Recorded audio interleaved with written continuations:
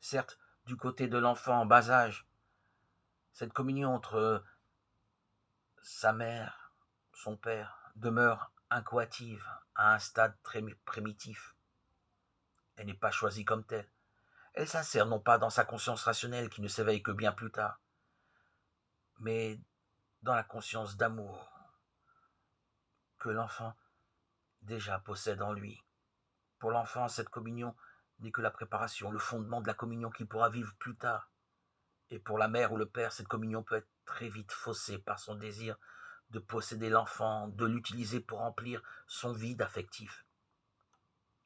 Cette communion, cependant, est une réalité profondément humaine.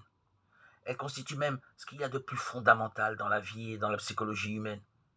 Elle forme la base qui va permettre à chacun d'entrer progressivement en communion avec le réel de son milieu humain, des autres, de l'univers, de voir en eux des amis en qui on peut avoir confiance et non des ennemis.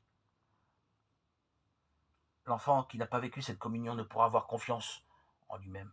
Il vivra dans la peur et créera des systèmes de défense et d'agression pour se protéger. Le milieu devient, ou du moins apparaîtra, comme un lieu hostile.